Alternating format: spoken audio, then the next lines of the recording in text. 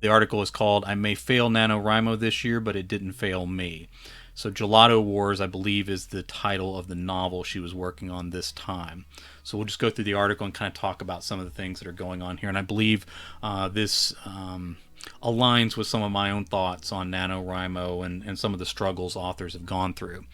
So Rogerson writes, "At the beginning of November, I began a Twitter thread which was meant to chronicle my experience with NaNoWriMo 2020. Quote from the account, I believe. It's November 1st. This will be my NaNoWriMo 2020 accountability thread. This morning I wrote 484 words, but don't fear. I've got plenty of time to crank out another 1,200 before work and learned how to use placeholders instead of getting bogged down in research. Karis Rogerson." All right. So again, that's probably the attitude that a lot of people go into NaNoWriMo with. Continuing on, if you're unfamiliar, NaNoWriMo is, well, it's a lot of things actually. It's a yearly challenge to write 50,000 words of a novel in 30 days, yes, but it's also a nonprofit with the goal of seeing people embrace their creativity through words. It's known, of course, for the November challenge, but it operates throughout the year with two Camp Nano sessions in April and June, which are essentially modified versions of November's Big Deal.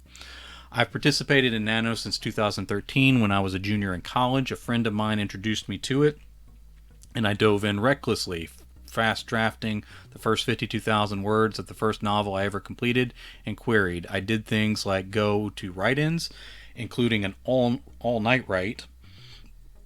I devoted November of my junior and senior years to writing. Now again, I've never done an all-nighter with NaNoWriMo. I may be doing a 24-hour thing here on Twitch at some point, but I'm getting too old for that, so probably not a great idea for me.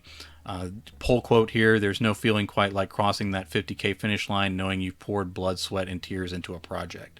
All right, continuing with the article. Essentially, I got hooked. There's no feeling quite like crossing that 50K finish line, knowing you've poured blood, sweat, and tears, two of those literally, into a project you've stayed up late or woken up early, made sacrifices, bent over backwards to see come to fruition.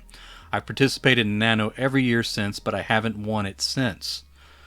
This year was going to be my year. I started off so strong, I even made an aesthetic for my novel, something I rarely do. Well, visual art isn't exactly my strong suit.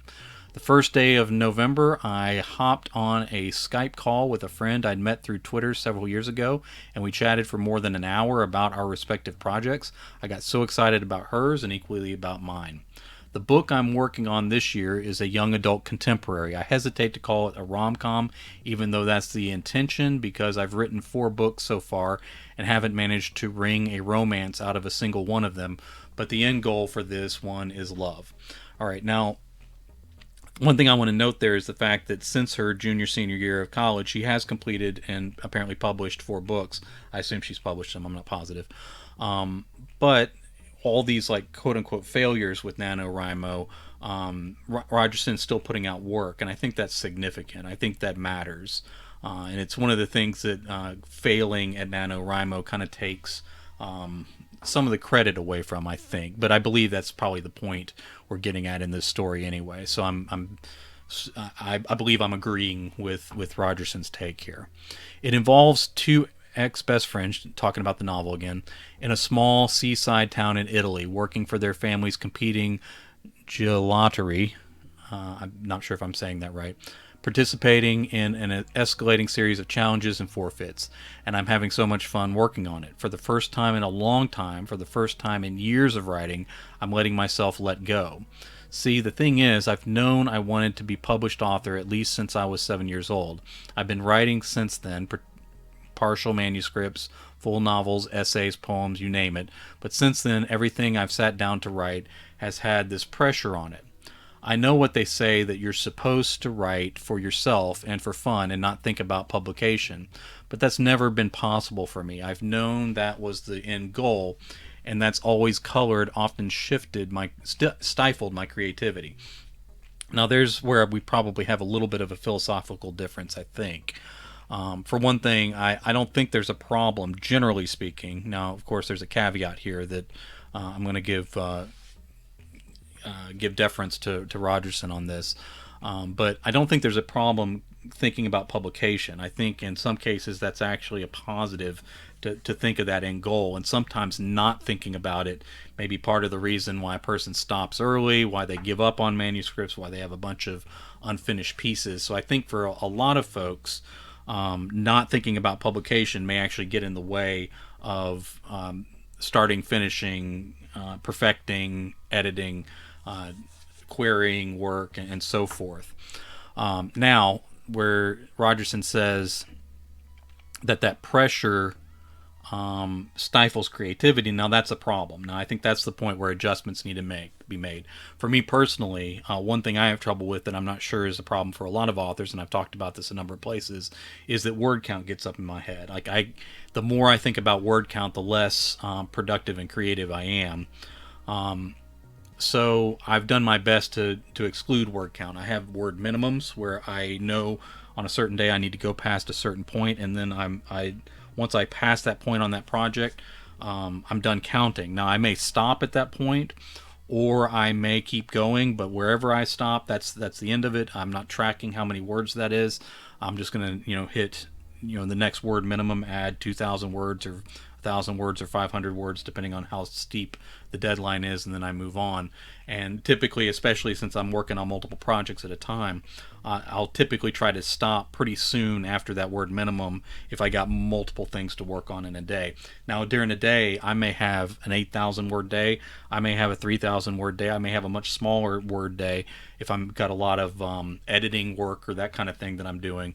But what I don't do is track word counts to where I have okay, Tuesday was up here, and now I'm doing a bunch of editing and freelance stuff here, so these days don't count, and now I'm trying to catch up on Friday, and Friday feels like a failure before I even start. So for me, it's word counts. For Rogerson, it's thinking about publication. So in that sense, you kind of have to get your head in the place that's gonna make you the most productive and the most creative. Back to the article. This year, for reasons beyond me, I'm able to let go a little bit, because maybe it's because I have another novel that's 99.9% of the way ready to query, one I'm staking all my hopes on, so Gelato Wars doesn't need to bear the full weight of my dreams. Or maybe it's because it is so out of my comfort zone, and I know that however it looks on November 30th, I'll have oodles of editing left. And I think that's a good attitude. NaNoWriMo novels really need to be looked at as unfinished works, because we push so hard to hit those word goals that we need to think about the future in the sense of okay, this is a very rough draft, and especially if you've gone harder and faster than your typical writing rate, and so it's going to need that much more work. So that's a good attitude, I think. Maybe I just got lucky or had an ephemeral breakthrough. All I know is that the first time in a long time I'm having the time of my life drafting, and I think that's good. Or at least I was. I was doing so well with Nano this year, and then a little over a week into the month I lost my drive. Now I think this is very common, and a lot of authors need to either get over that mental hump that we hit at that point, or allow themselves some grace so that NaNoWriMo is not a drag on what they're trying to complete. I wrote the first time in 8 days last night.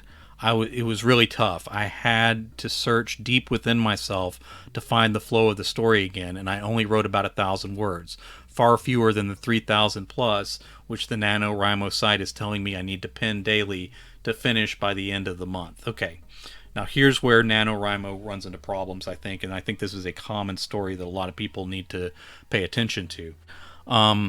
You fall behind. So now Rogerson had an 8-day cold spell, dry spell, where no writing was getting done. Now I think sometimes, I can't speak for Rogerson, but I think for a lot of authors, in the middle of NaNoWriMo, when you have 1 day you're not writing, 2 days you're not writing, 3 days you're not writing, the weight of that is heavier. And for any other month, you might just go back to it and not even remember that it was 3, 4, 5 days that you weren't writing. In NaNoWriMo, every day that you miss is adding up that word count. Rogerson mentions the 3,000 plus pace that you need to get back on to finish by the end of the month. You've already fallen behind with the 1,667 or whatever it is that you need to finish in 30 days.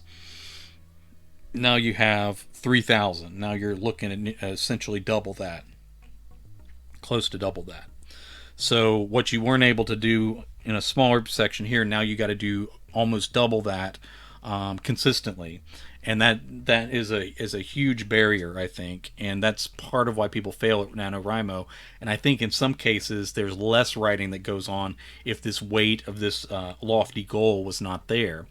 And so that 8-day dry spell could have been fed by the fears that come with NaNoWriMo and the pressure.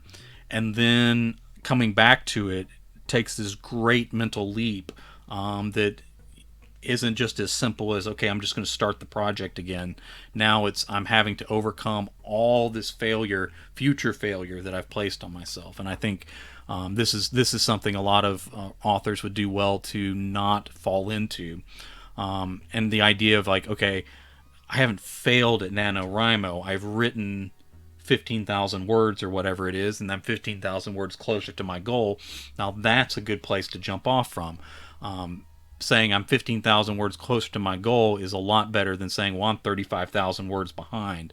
And it's detrimental in a way that it doesn't need to be detrimental. So in some cases, I think maybe people need to make their NaNoWriMo goals smaller.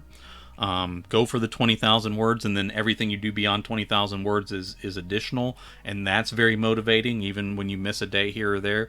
Or for some people, NaNoWriMo is just not the way to go. It's not helping your writing, and it's kind of becoming a pattern of failure, quote unquote, or even feeling that you failed, and that's a problem. Okay, as of writing this article, I'm only 15,000 words into the novel. That's fewer words than I've written during a nano when I've actually written at all. Okay, so 15,000 words could be looked at as a failure from the NaNoWriMo perspective, but it can also be looked at as, the first steps to a victory. So it's almost like NaNoWriMo is the barrier more than the word count is. But the thing is, I feel good about these 15,000 words. Now this is great here. I feel like they are, as High School Musical's saying, the start of something new. Maybe they represent a new phase in my writing career, one where I actually have fun while writing instead of dumping the pressure of 20 years of massive dreams onto the flimsy shoulders of a first draft. I recently interviewed Callie Bird, who wrote a romance novel, literary romance, contemporary romance, and it took her 20 years to do it. Now, of course, she was off and on through the whole thing, but when you have 20 years of pressure on a novel, that's a lot, and it speaks to sort of some barriers that have been in the way of completing work, because you don't want to take 20 years on the second novel,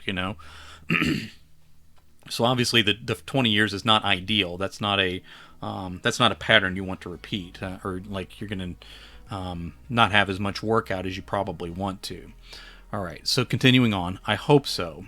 I still haven't given up hope of writing Nano, of course. I'm one of those people who believes in miracles until you slap me in the face with their impossibility.